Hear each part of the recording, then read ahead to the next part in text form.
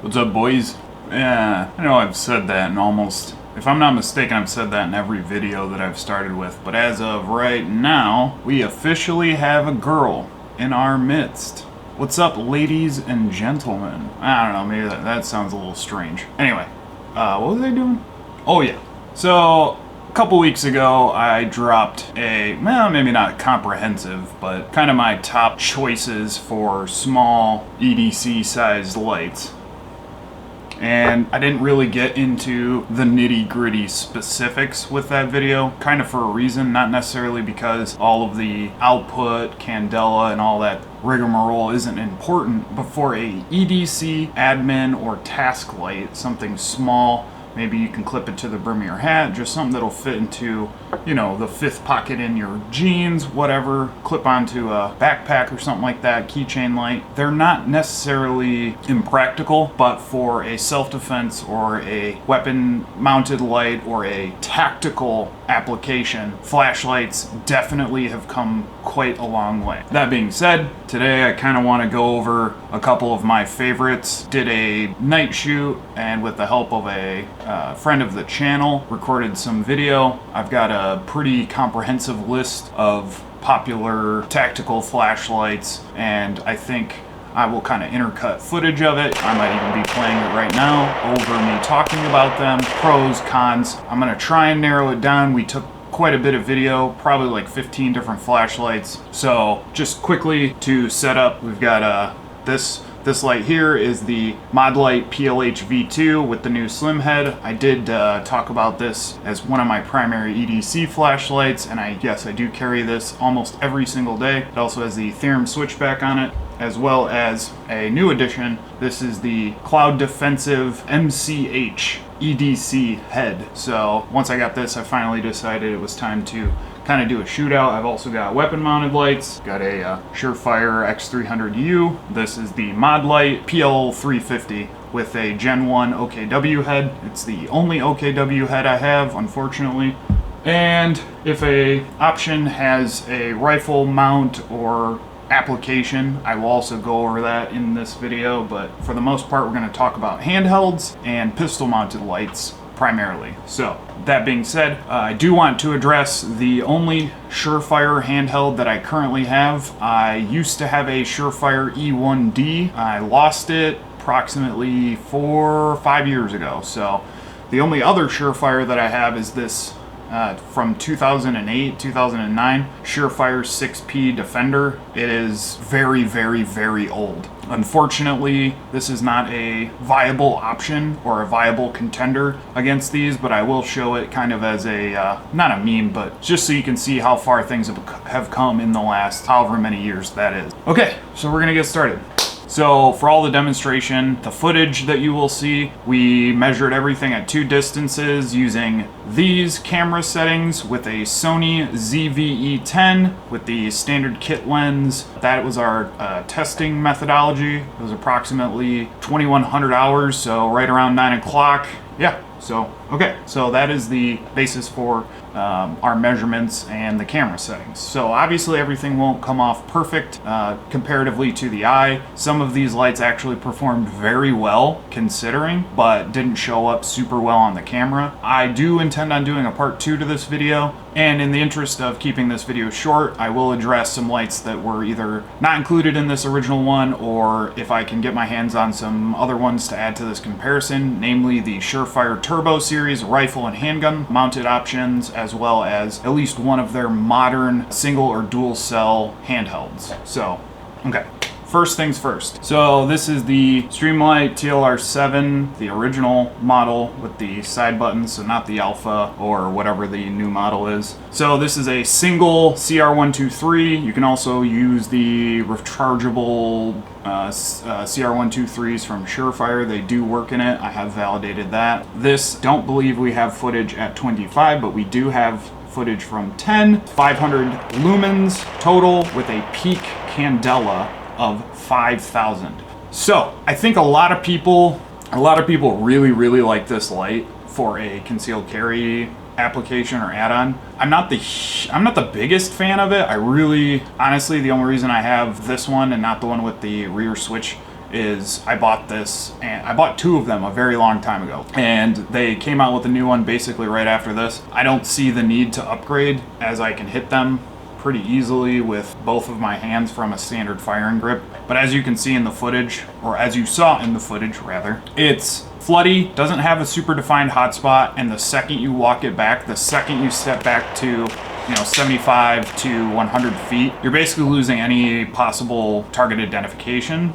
You can still make things out, and yes, you could make effective hits, but when I do carry this specific weapon mounted light, and it's pretty much the only one that I do, occasionally I will carry the X300U, SureFire X300U, but this is my primary EDC firearm. So when I am carrying this, I always carry a full-sized handheld, either the Cloud Defensive MCH, the Convoy S2 Plus, or the Modlite. The reason why is I need to be able to defeat additional photonic barriers. I need to be able to positively identify and to aim light at something without pointing a firearm at it. So I think this is a good cheap, or maybe not cheap, this is a good inexpensive option to get a decent amount of light, and it is, the whole flush fit thing. Like, yeah, I have a radiant afterburner on this, so it's no longer flush. I know that's kind of a aesthetically pleasing thing for some people. However, I don't normally recommend this light to somebody unless you're really, really incapable of carrying like a TLR1 or,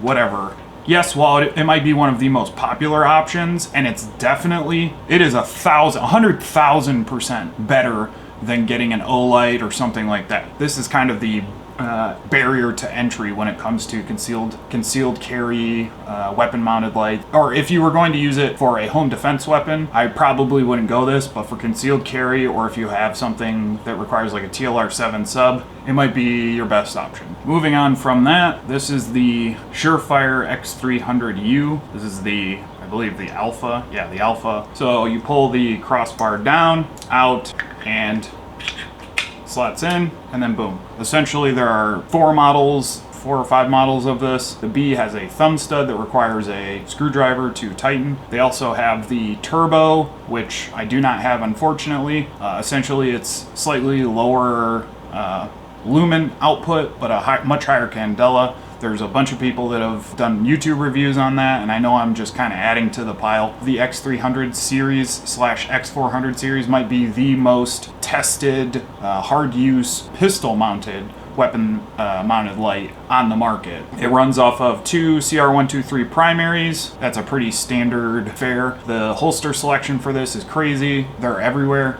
This is a Glock 17. As you can see, it barely protrudes. So you can get OWB, IWB, whatever type of setup for this. It's pretty common. You can see the performance of this at 10 meters here. The output numbers for the X300U are roughly 1,000 lumens and 11,300 candela. So it does kind of lose some of its ass. It is better under 100. It does lose some of its ass once you step back. You don't have that same punching, like, very focused, tight beam, but it does have a pretty broad hot spot for the non-turbo models. You can get these for right around the $300 mark, maybe even less, $260 to $350, depending on where you look, if there's a sale or something of that nature. I want to say it would be my primary choice for home defense, strictly because the amount of people that have used them, the holster selection, the availability for it to fit on many different firearms. You can mount them on rifles or PDWs. It is an extremely versatile package. However, if you have a bigger home or a larger piece of land, you might want to consider something with a little bit more punch to it, a little tighter hot spot, and a little bit more output. It does defeat photonic barriers and punching through a forward-facing light like headlights or another flashlight quite well. I have not used the Turbo series, but based on this one's performance, I would assume that the Turbos perform adequately. Once the price kind of normalizes on them, I've seen them everywhere from like $400 to $350. I kind of think it's not really worth it at that price point. There's some other options here that compete and can do a very similar or better job for much less money. All right, we're getting to the last couple here. So this is kind of where things get interesting. I'm going to address the cloud defensive first because Modlite's is a whole other thing. So this is my first cloud defensive flashlight. When the OWL first came out, I thought it was an interesting concept. However, I figured it was too big and bulky. Yes, you get a reversible left or right-handed side light, middle, included tail cap, pressure pad. You don't have to do a bunch of extra stuff and get this tail cap and this, pressure pad and do all this, worry about wires. Yes, they're bomb-proof. Yes, you can throw them off of buildings and they'll survive a 10-story drop. However, I thought it was too big and I kind of, just wasn't really my thing. And the price point, they were extremely expensive. They released the Rain 1.0 and then that's kind of when it got my attention. Things started to ramp up for cloud defensive and I just biding my time. I already had a bunch. I basically moved completely over to Modlite and the one SureFire, so I kind of just said I'll wait my turn and see what happens. And then they came out with the MCH,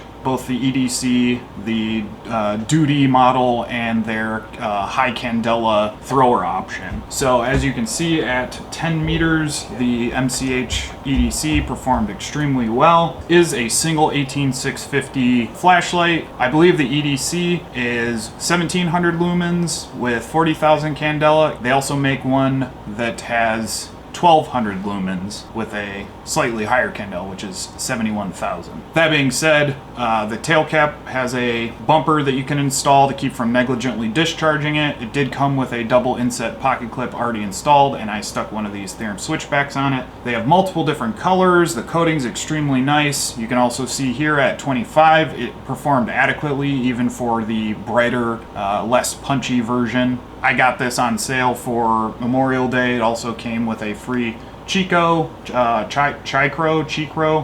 This is not a weapon light, but you'll see footage of it here. It actually honestly performed pretty decently. The bundle was a dual 18650 Bay Nightcore charger, a single cloud defensive branded protected 18650, and the light for whatever the price was. It's not that I don't love this light, it's that when I start to compare it to the Modlite for the price point and the modularity and the ability to take one head from the Modlite and do many different things with it, it's hard to justify purchasing something like this for full price. Yes, the finish and fit and finish on this, the threads, everything is very nice. Just taking the pocket clip off, I literally just turned the pocket clip that they installed and there were scratches on the bezel. Now, does that bother me? Not at all. Do I have 5 Blem mod lights? Absolutely. The fit and finish doesn't bother me. It's just if you're selling something for full price and it comes scratched from the factory just from them installing the pocket clip, it is kind of a problem. Again, it doesn't matter. It's not a Safe Queen thing. I don't care. I threw this thing around at the range, put it in my belt and on my chest rig and ran around with it, hit it with mags. It's fine. But again, for the price, it's hard to justify an extremely expensive light like this when there are things that do similar or better. Yes, they're coming out with the ability to do one head and change it to different bodies. I really like that. It allows you to save a little bit of money and maybe transfer things so you can have a working rifle and then, switch, pop your head off and put it onto a handheld. Kind of double duty, unless you're carrying your rifle around or, Leo Mill or federal law enforcement or something, you're probably not rolling around with a full AR build in your vehicle. So it worked very well. I do enjoy carrying it. I really appreciate the colorized look of this. However, it's definitely not my favorite. I'm glad that I bought it, but I probably wouldn't buy another one or more than one, and I look forward to trying out their Rain 2.0 and some of the other offerings that they have. The Cloud Defensive MCH-EDC. And last but not least, certainly not least, the Modlite.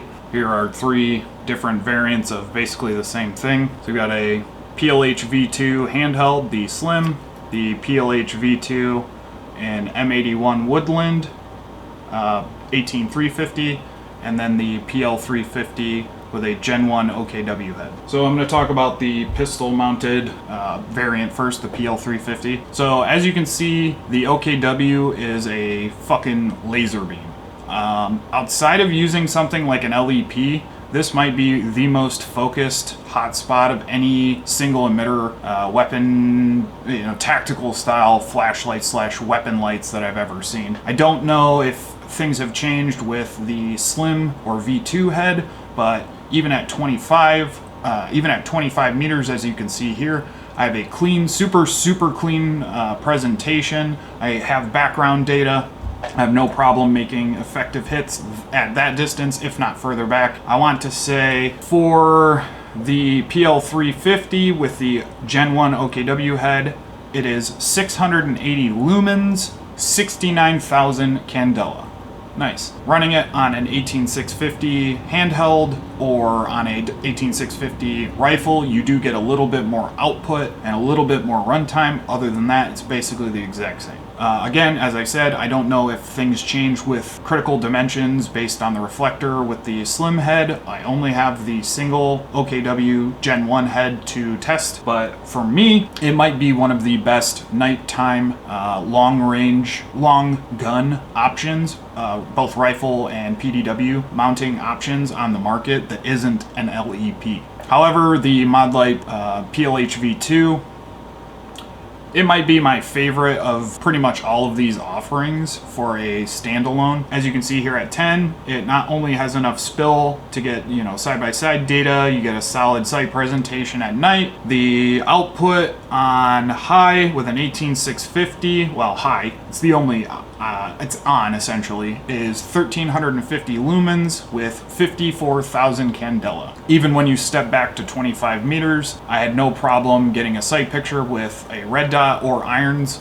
I could probably make effective hits with this probably out to 100 yards, and then it would probably require magnification or, you know, maybe additional lighting circumstances. Just for pushing through car headlights, some sort of barriers, you know, low threshold of light going through a parking garage or something, people have their cars on, or there's a street light or something like that, you will have no problem with either the handheld, the rifle, or pistol mounted options with the PLHv2. So I really like Modlite. I think it might be, yes, it is expensive. Yes, their social media basically, and their social media team seems like they don't want Modlite to keep being a company. I understand they've caused a bunch of ruckus and commotion in the community, but the products themselves, regardless of how they behave, are fantastic. So yes, I'm aware maybe it's seen as toxic, maybe they are stirring shit. I mean, Lucas from T-Rex Arms also stirs shit. Basically every 2 weeks he starts a fight on Instagram for views. I don't know. I'm just saying. I still like his products though. You can divorce the product from the manufacturer, the art from the artist, so you should be able to do that with these as well.